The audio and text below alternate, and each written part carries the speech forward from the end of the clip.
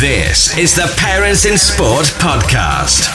Amazing guests, honest conversations, topics that matter. Welcome to season 3 of the Parents in Sport podcast. I am your host, Gordon MacLelland, and I'm delighted to be joined today by former professional footballer and now safeguarding advocate, Paul Stewart. Paul, thank you for joining us on the show.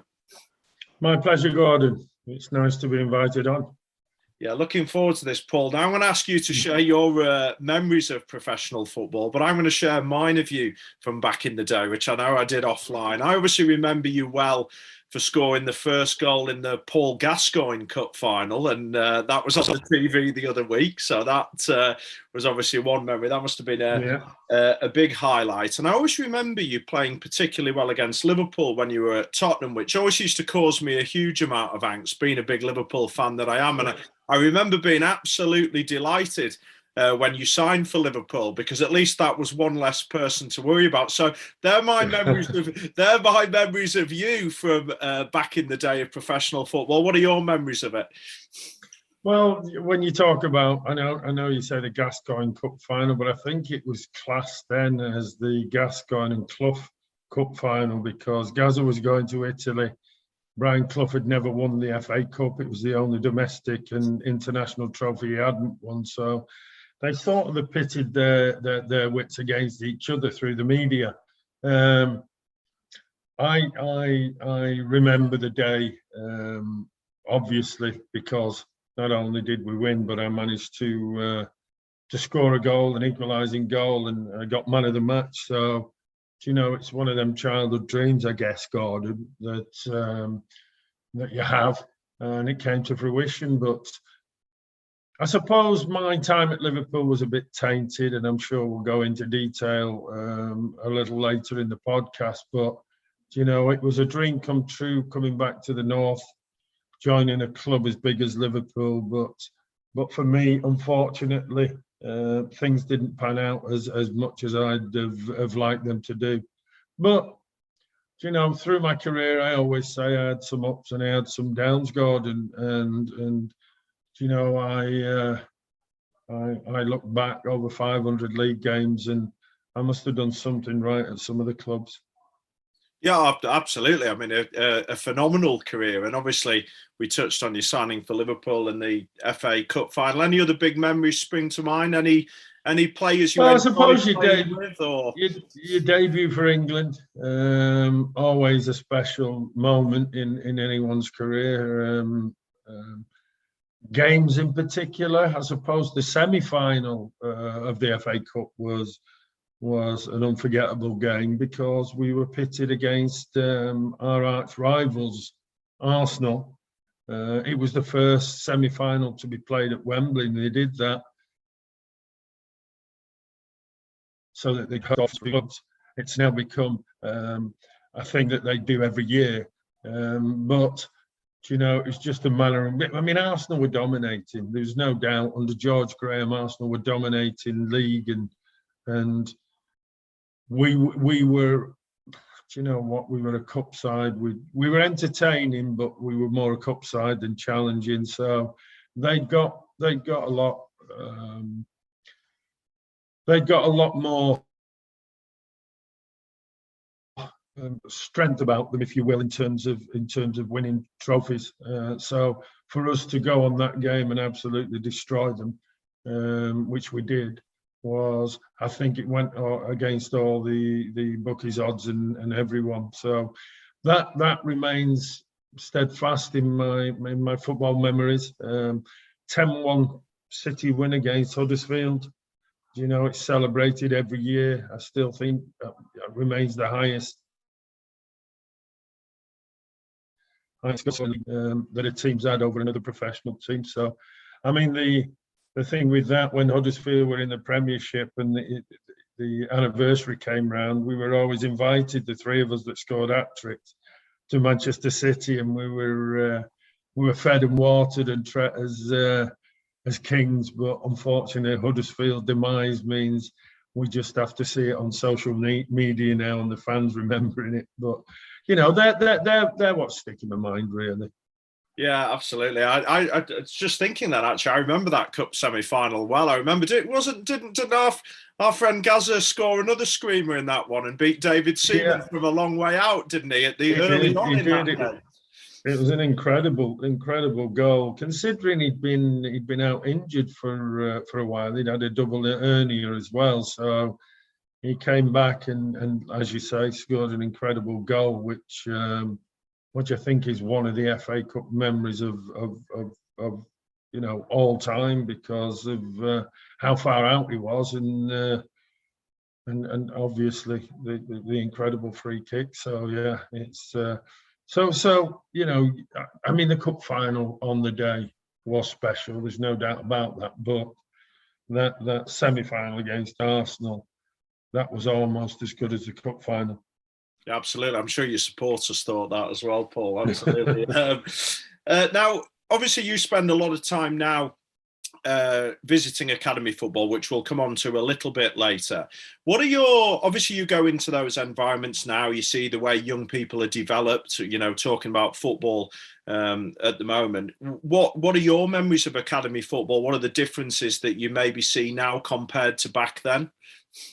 Well, the education side of it is that they focus a lot on educating them as well as the training that they do within the football, but they don't. The youngsters and scholars now don't do the jobs that we used to do. We used to have to clean boots, clean toilets, paint stands, and I suppose the biggest difference was, we were brought into an environment when I was what we called an apprentice back then, and you had to grow up really quickly. You're almost coming out of school, being thrown into an environment where you have to become a man very quickly, and you felt that, if you didn't, you would either sink or swim. So you had to adapt. The care, the player care now, and the safeguarding surrounding and I still call them children because that's what they are, is so much different than, I mean, back when I started, there was no such thing as duty of care, and the word safeguarding would never have even been invented, I don't think, in terms of sport. Now the networks around the club, anyone that's got a touch point with youngsters at football clubs are versed to some level in safeguarding. So, we often think that it's the heads of safeguarding or the safeguarding team that they have to go to if they have an issue, but it's not. It's almost anyone that they have a touch point that is versed in safeguarding that they can go and talk to. And that's majorly important because a youngster may feel that they don't want to go to a safeguarding team or anyone in that team, but they have a relationship with a coach or, somebody else, a physio or whatever it is, and they have that comfort that they can go and talk in confidence to them if they've got any issues. And I think that's majorly important. When we talk about clubs now, the fact that the development of the youngsters is paramount. And I say that in terms of, and when I deliver, I do say, look, I'm not interested in the football side of it.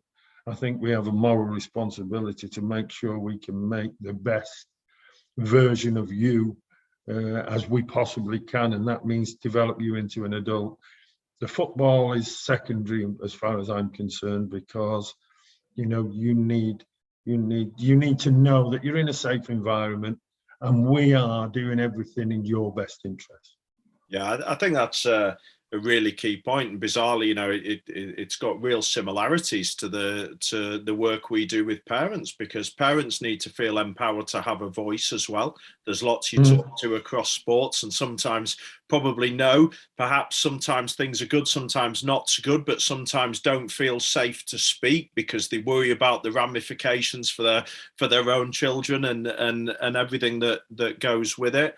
And I think those levels of support now, as you say, are so much better than they were. But actually, as you said about the football side of it, and I say this in all our parents' workshops, we haven't got a crystal ball. You and I wouldn't be sat here now if we could say what's going to create a professional sportsman or Olympic medal. So actually, that stance you take about developing the whole individual, developing the whole character in a safe environment, and sport provides that amazing vehicle to equip young people with those life skills, is the only way that we can positively parent it. Because if our expectations are professional football, we're going to have so many disappointed people out there, aren't we? It's so hard. Yeah, and do you know what? I within my deliveries, I do often speak to parents of the scholars, and I think it opens their eyes, and I think they realise that, they need to ask questions about the child, but not put too much expectation on them. Listen, the game now, it's so lucrative, and I guess each parent looks and sees that their child can not only make a living for themselves, but with what they can earn or potentially earn, and that adds pressure, I think, to the child. Parents need to understand that it's the development of their child, but they also need to understand that if they've got something to say as a parent, it's not going to impact the progress of their child at any sports organisation, in particular football, whereby I think you often get parents who don't speak up if they see something wrong, because they think it's going to impact the chances of their child progressing at that organisation. So we need to take that power away from the coach, which I think we've done, and make sure that parents understand that if they've got a concern, they can come and speak to somebody, and it will in no way impact the progress of their child, whatever sport that child is in. Yeah, and we're going to see a lot of that. I work across sports, and giving parents the voice and them feeling empowered to speak, and those relationships, as you say, between organisations, coaches and parents, are going to have to be far more transparent now than they've ever been. With the stories that we've heard across sport. And actually, that's a positive for everybody, because, when did we ever think that not working together was not going to achieve the best outcomes for young people? Of course it is, by nature. So now you obviously back then, academy football starts a lot earlier now. You went in a lot later, didn't you? You went in as... Well, no, I actually joined the club. I started coming to Blackpool Football Club when I was just short of 11 years of age. Okay. I signed schoolboy forms just before my 14th birthday, but you weren't allowed to sign them till you were 14. So I was actually attached to the club from a very young age. Obviously, it was a little bit different because we were unable to be there 2, 3, 4 times a week, which academy players now are. And they're getting them at 8 years of age. Slightly concerning, in my opinion, that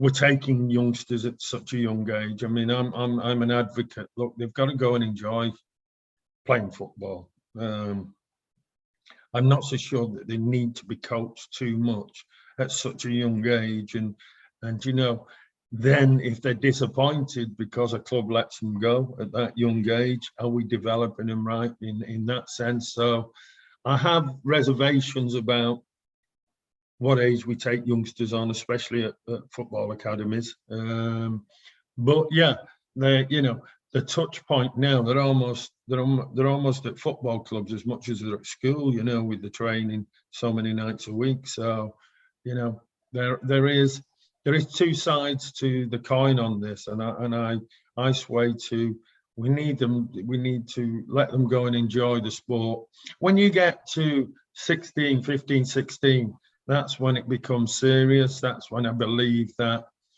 coaching should come to the forefront. But up until then, they want to play with their mates, they want to play football, and they want to enjoy it. And, I think sometimes we coach it out of them.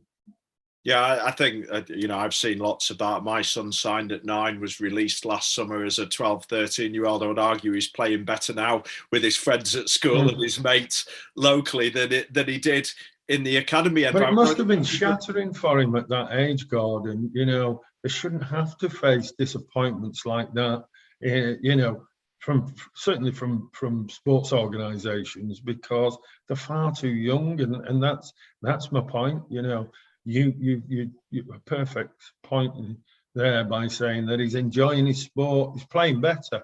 I say to the academy kids, right, and they emphasise it, that whatever problems you've got, if you go and speak to somebody, then all you're thinking about the next day is you're coming in with a smile on your face and you're thinking about the session ahead, and you will not only enjoy it better, but you play better football, because you've no other influences that are sort of taking over that particular session that you're in. So I emphasise on whether it's homework that they're struggling with, whether it's something else outside of school or at home that they're struggling with. Speak to somebody. Don't bottle it up, because let me tell you, you'll enjoy the experience even more without carrying any weight on your shoulders.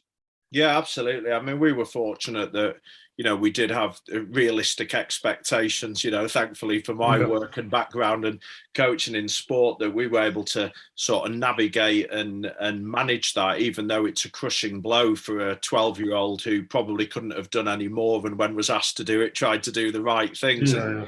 And, I think reflecting on it now, and I was talking to somebody last week about it, the bizarre thing was he went really quiet for quite a long time, and we thought it was COVID and it was stuff that he'd been at home and away from interactions. Absolute nightmare now, Paul. I can't shut him up. I'm trying to watch the sport on the telly and he will not shut up. He's got an opinion about absolutely everything. And you sort of think, oh my goodness, okay, you might be a pain and this is a nightmare having to listen to you every minute in a car, but this is far better than the huge periods of silence that we had. And, we don't know. We're all trying to do the right things for our kids. And sometimes you don't know. And I work in this all the time, We make mistakes, Gordon, of living our own life through our kids. And I see it with a lot of parents and a lot of dads that are on touch lines, and because they wanted to be a footballer, they put the pressure on that youngster. And you talk about your lad there, it's almost like he was suppressed. It's almost like he's missing his childhood and he's come out the other side, but he's had to take a devastating blow at 12 years of age. Now listen, life is difficult enough as it is, and to not be a child because of scenarios like you just pointed out there. This is why I say we're taking them too young. A total change in character, a total change in personality, and you've seen both sides of it. Now he's back to being a child again.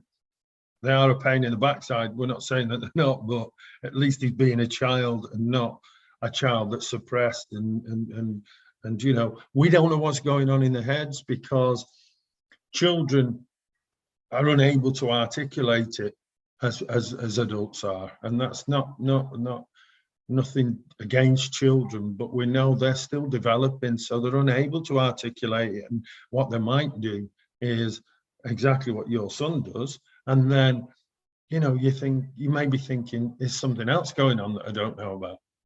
So you start worrying about that. So this is why I say I'm not divided. I think we take them too young and put too much pressure on them.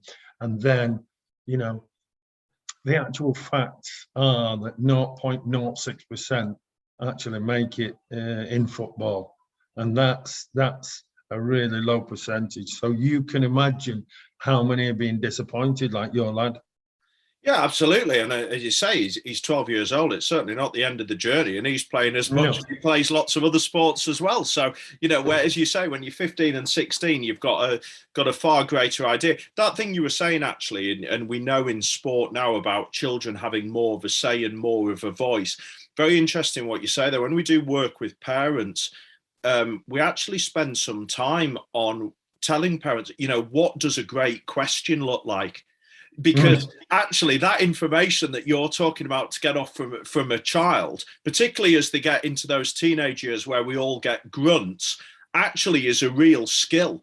And we need them to be able to reflect on what they're thinking, how they're feeling, and whatever else. And actually, you can only get those responses with the right questions and creating the right environment around them. But that isn't easy. So it's nice for you to mention that, because, you know, it's something that I think is really valuable in the work that we're doing. And I think there's a couple of, I mean, I've delivered in grassroots sports to parents with the kids there. And when I do them deliveries, I use 2 videos. You know, there's one which the FA brought out that has the actor in, and he's shouting on the touchline at his son, Ray Winston. Yeah. And he's screaming and he's screaming. And, you know, when you show that, their parent doing it, and you see all the kids looking across at their parents thinking, well, that's what you do, that's what you do. And then I show them the one called the Magic Kit, where they're in the school uniform, and then as soon as they put, whether it be a gymnastics outfit on, whether it be swimming, whether it be football, how the parents treat them differently, or the coaches treat them differently than when they're in their civilian wear. And I think it's really poignant, because children are grasses. Children will grass parents up. And the reaction when that Ray Winston one, which I think the FA did it, you can find it on, you might well I've seen it. Yeah, and you can see the reaction of the kids as if to say, that's what you're like on the touchline when I'm playing, you know, so. Yeah. It's awareness, Paul, isn't it? I think it's, you see, I think a lot of these things are really about awareness and getting people to just understand, and not to be, you know, you're naughty or you're getting it wrong or you shouldn't behave like that, but actually just being more self-aware and understanding the environment that we're creating around it. And, you know, what is the impact of yelling, you know, multiple instructions, often that are different to what your coach is potentially talking about, you know, all the stuff. Which they are you know, in most cases. Yeah, absolutely. But actually, as you say, once you start to open up that conversation and you start to look at the impact and you start to strip away, you know, the fact that we just want our kids to do well and it's our way of supporting. What it is it's just a slightly misguided way of doing it, because we think we're helping. Nobody's ever got to deliberately stitch up the kids by supporting that way. And we think we do it, but actually it's amazing once people become more aware, they say, oh God, I hadn't even thought about it like that. Yeah. And it's nice when you get to that, you know, that. And that's a great point, because you then, you know, you're not just educating the youngster and making them feel that they've got a voice, but you're actually educating the adult as well, to say, you know, look, do you know what it might be doing or it might not be doing, and the impact it might have on your child. And we know that you don't want your child not to succeed, but there is a chance by putting this pressure on that it might have an adverse effect on his playing or whatever sport he's involved with. Yeah, or shoot. Absolutely. Now, Paul, you're doing some amazing work at the moment. Obviously, I'm aware of your story, and I'm sure a lot of our listeners will be already. But in amongst all those amazing highlights of professional football and everything that you do now, and people see you and people hear you talk passionately about young people and looking after young people, and you went through a horrible period in your life of child abuse, and you have survived it in so much that you're here today. But I know it was a really challenging time. I'd be really grateful if you shared your story for our listeners and just give you the space to do that. Yeah, I mean, I was brought up, you know, much like any other young kid. It was on a council estate. I had 2 older brothers.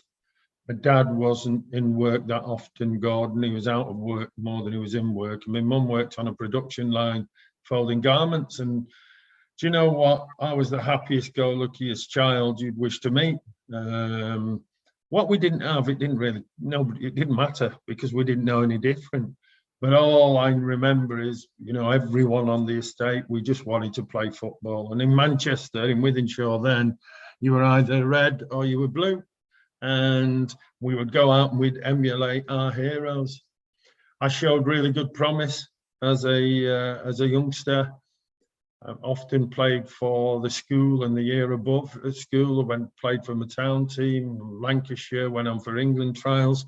So things were looking good. And, ever since I can remember, I just wanted to be a footballer, And I don't think it was because I wanted to escape the sort of lifestyle I had. It was just, a pure love for the game and wanting to look at your heroes and emulate them one day. And I was making showing good promise. And there was a coach watching one of the games that I was playing, and my dad used to come to every game that I played. And he was wandering up the touchline and he was asking who the parent or parents of the number 10 was, which was me.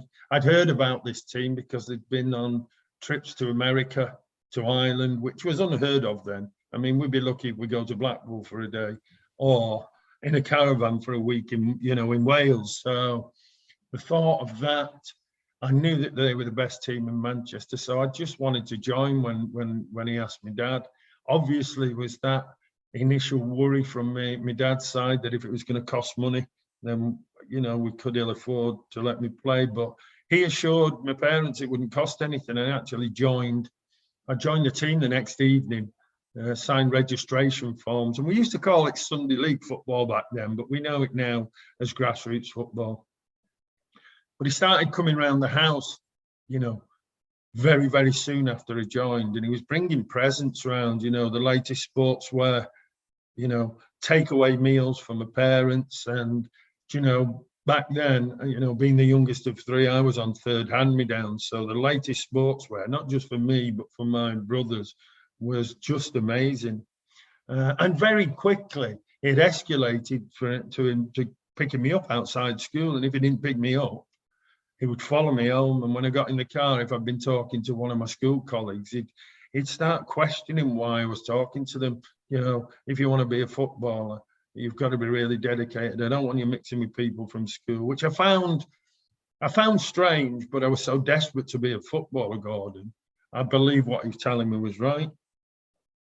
He then started taking 4 or 5 of us out during the week to the pitches, to temping bowling, or back then Speedway was a popular sport in Manchester at Bellevue. And he started dropping me off last, and he would make sexual innuendos or tell dirty jokes or ask me how many times I'd masturbated the night before. And as uncomfortable as it was, I remember vividly that he insisted on an answer.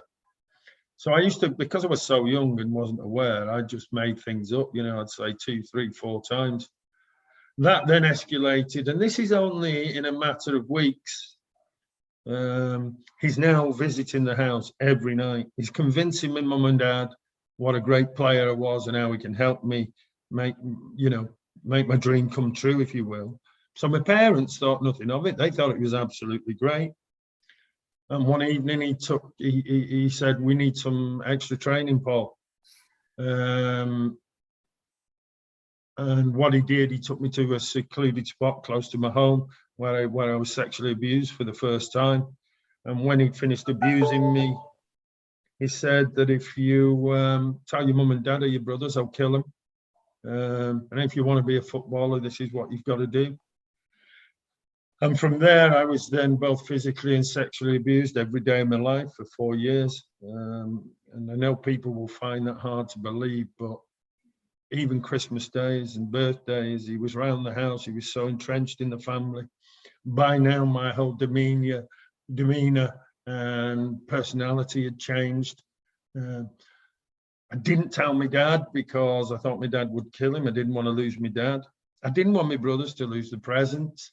So it got to a stage where I accepted the abuse and the beatings, and he would beat me up if he saw me engaging with my own family, if he thought I was getting close to my mum and dad. And he was doing this to drive a wedge between my family and I. We did go on them trips to America and Ireland. It was usually in the 6 weeks holiday. And we would stay with families, and he would bring one or both of my siblings. And when we got to America, he would tell the host family that he had to stay with me because my parents said I got homesick and that I was frightened. And not only did he have to stay with me, he'd stay in the same room. So they became a living hell. He would threaten that if I said anything, that he'd kill my brothers, and we were miles away from home and there's nothing that could be done. And like I say, by now, I'd stopped being this happy-go-lucky kid. He's still convincing my parents how good a player I am and what he can do for me. And my auntie picked up on it. She said, "Oh, Paul doesn't talk anymore. He doesn't want to engage with us. He doesn't want to come anywhere." And he always used to have the answer of, he's so desperate to be a footballer, that was his problem. So as I say, cutting the story a little bit shorter, it went on for the 4 years. It was a living hell. I'd had enough. I was 14 years of age, and I was in a car with him at one point. He wanted to touch me, and I pushed him away and got out the car and ran home. And like I say, that was the last time that I was sexually abused, and the abuse stopped. But unfortunately for me, the impact it's had on my adult life has been far, far more devastating. As horrendous as the abuse was, because what I used to do when I was being abused, and we call it child accommodation syndrome, I used to pretend I was playing at Old Trafford or Wembley, and it would take me out of that situation. Well, as an adult, I've been addicted to Class A drugs on 2 occasions where I've needed to seek professional help. I've had drink problems, relationship problems, suicidal thoughts. I've actually tried to take my own life on 2 occasions, and suffered badly with depression. I've been married 34 years. I've got 3 children. My eldest, I call them children. My eldest is 34, Adam. My middle daughter's 32, and my baby is 24. I think it's a parent's God-given right to be able to nurture, tell the children how much they love them, be there for special occasions. I've never told my kids that I love them. I've never had the ability to show affection or emotion. I've never even shown my wife or told my wife that I love her. All I've done is heap devastation on them. I'd go missing for days and weeks on end on drug-fueled binges. I was never at school for special occasions. I was never there on special birthdays. And they didn't really understand why. They didn't understand why Dad was like he was. And then obviously 2016 came along, and I saw an article in a newspaper, and it was about a player that when he was young had been abused by his coach. And it was just like reading my own life story, and I just felt compelled to support him. And the reason being was because he hadn't played at the highest level, and I knew because I played at City and Liverpool and Tottenham and played for England, I knew that the papers would sit up and listen if I came forward. So I started an email, because the journalist had left his details at the bottom of the article. I started an email saying I'm a former international footballer, played for this, and this, and then realised that I was professing to tell not just the nation, because it went global, the world, what had happened to me as a youngster. I hadn't even told my own family. My dad's 84 now, my mum's 82. I hadn't even told them. So fortunately, I didn't send that. And I took the time to come home, tell my kids, who were very angry because they felt someone had stolen their childhood. My wife supported me resoundingly. I suppose I wouldn't wish any child, any son or daughter, to have to make the 2-mile journey that I made to my parents to tell them that the coach that they'd invited into our home, in fact, ended up living with us, had abused the son, both sexually and physically, over a 4-year period. And My mum had seen some of the states that had been in Gordon, because my wife used to kick me out if I'd go missing for days on end, whereby they didn't, and I came home, she'd kick me out. But she didn't really know why, my mum. My dad said exactly what I thought he'd say if I'd known son had killed him. But the actual impact it's had on their health has been dramatic. My dad's health has deteriorated. My mum says to me, he doesn't sleep at night. He has nightmares. He's wandering about the house constantly without being able to sleep.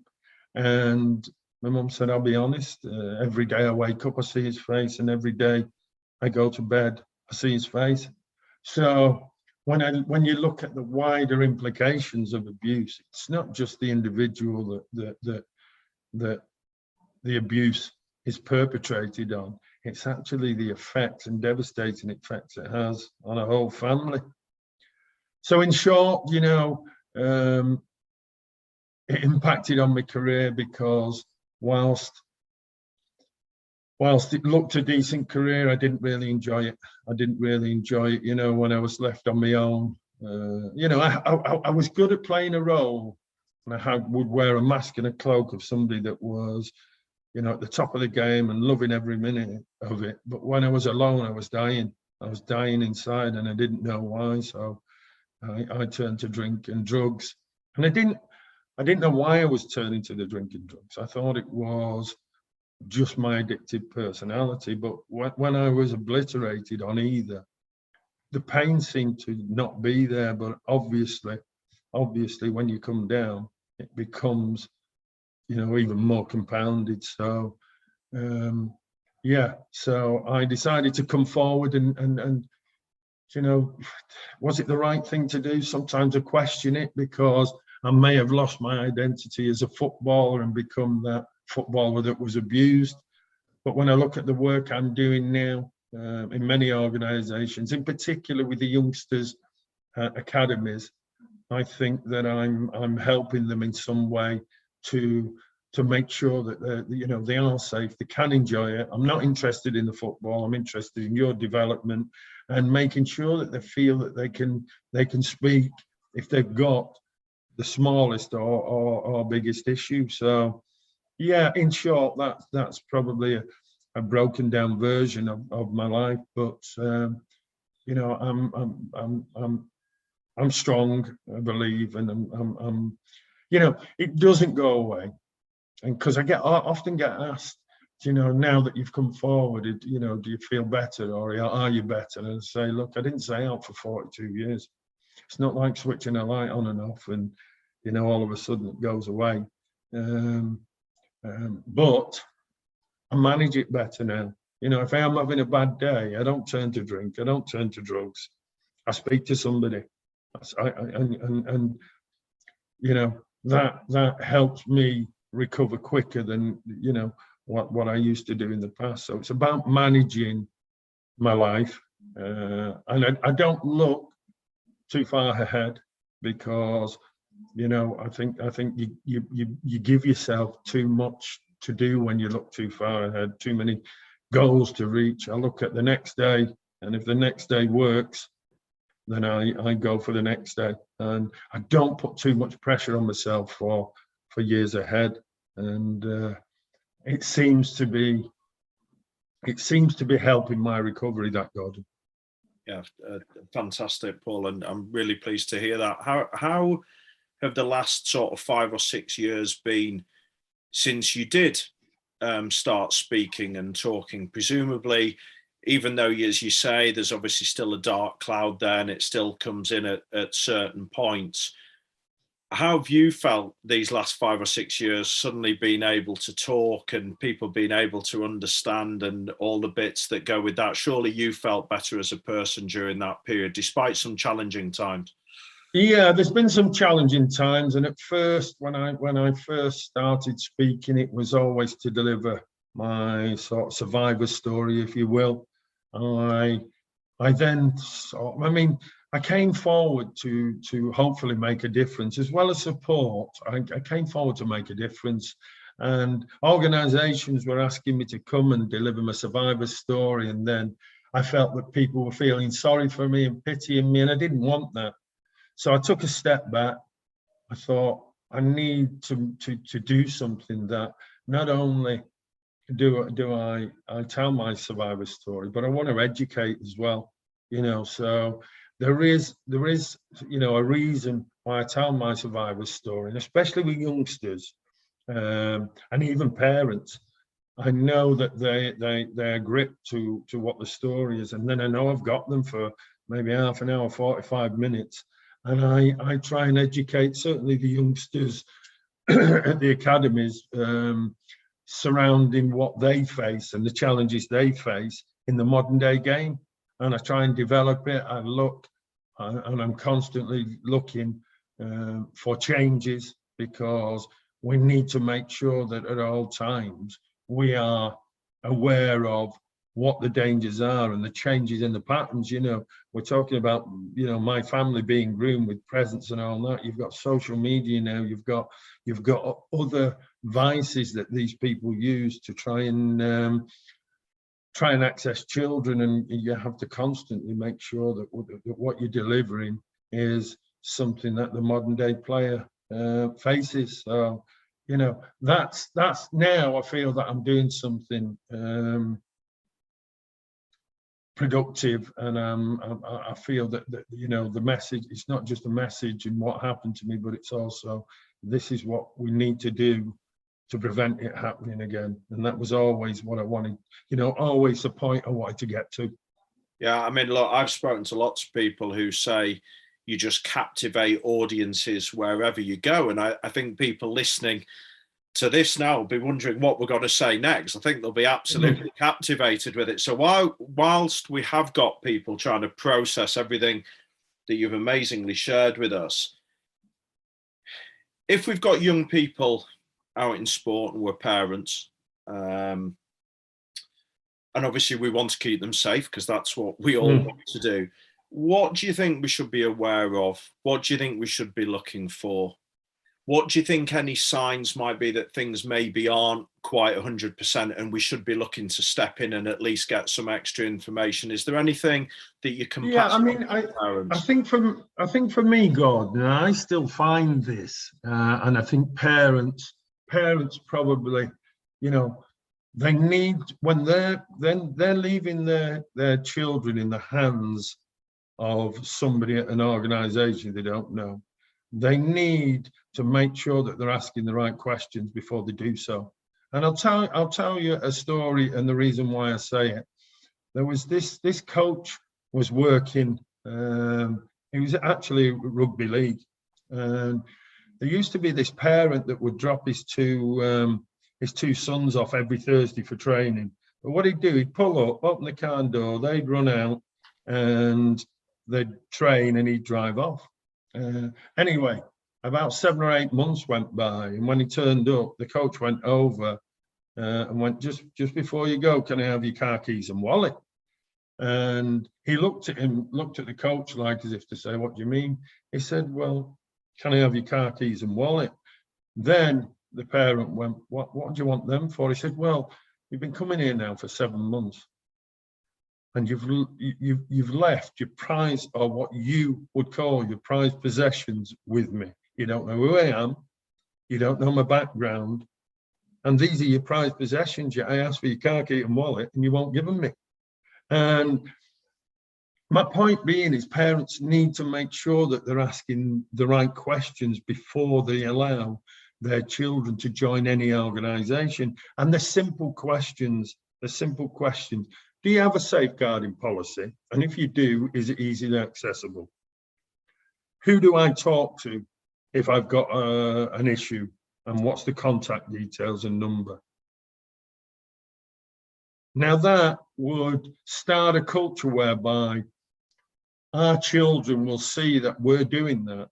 And when they have children, it will become an automatic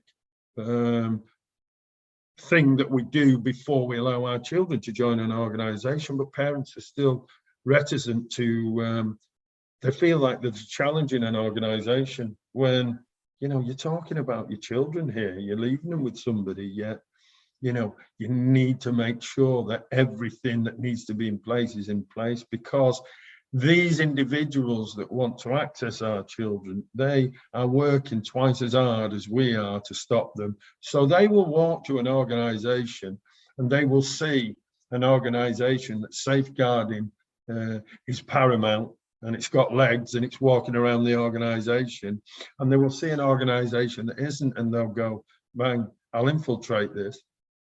And they are usually the nicest people in the organisation, and they gain everyone's trust. It's too late then.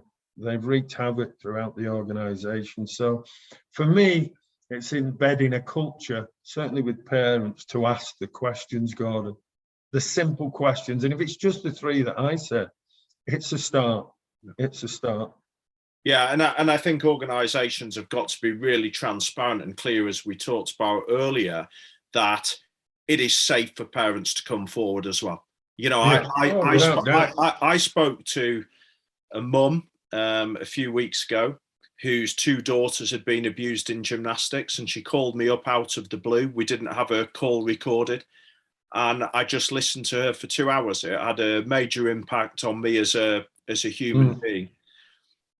And obviously I took a lot away from the conversation, but one of the big things I took away was she said to me, she said, I knew something was wrong.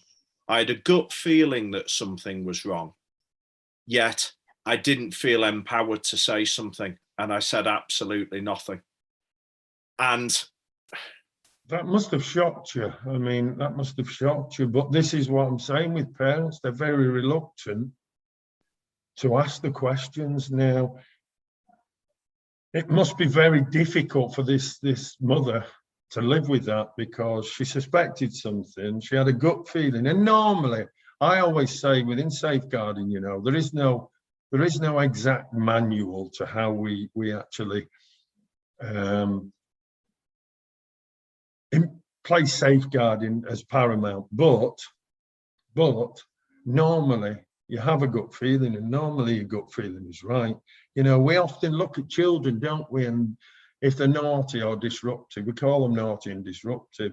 We never explore the opportunity or the possibility that something might not be quite right in their background. And I always say, look for changes in personality. Look, if a child all of a sudden is speaking in a language that is much older than for the years, and these are signs that we should be able to spot quite easily. You know, if their personality has changed, then you would know that something's not quite right.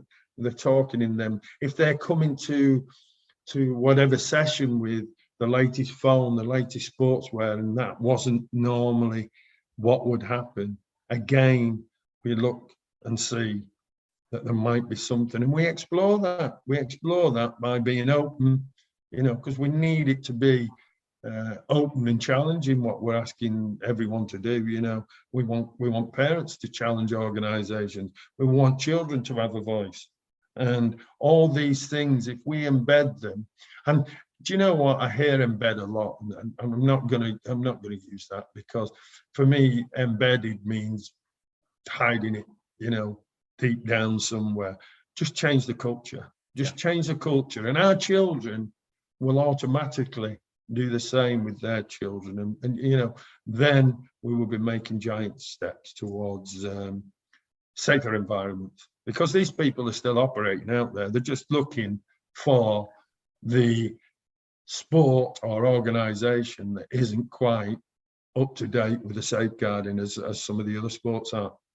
Yeah, absolutely. And I think there's lots for us to sort of think about listening to the story, and obviously some of those signs to look out for. And I think, actually, as you say, that culture thing is really important. And I think that we need to support and as you say, safeguarding is everybody's responsibility. It's not just a coach, it's everybody's. Coaches, parents, children, organisations, whatever. We're all responsible for our cultures that we work in. But I think within that empowering of parents to have a voice. But actually, from my point of view, Paul, I don't talk about safeguarding a huge amount, because there's people that do a better job than that. You do an amazing job. There's people out there who commit to the safeguarding thing, but they should feel empowered to have a voice to talk about anything. in the development of their young person, not just a safety aspect. And that's why, I'm shocked. I'm shocked at the, you're telling me about the lady and two daughters at an organisation where they were abused and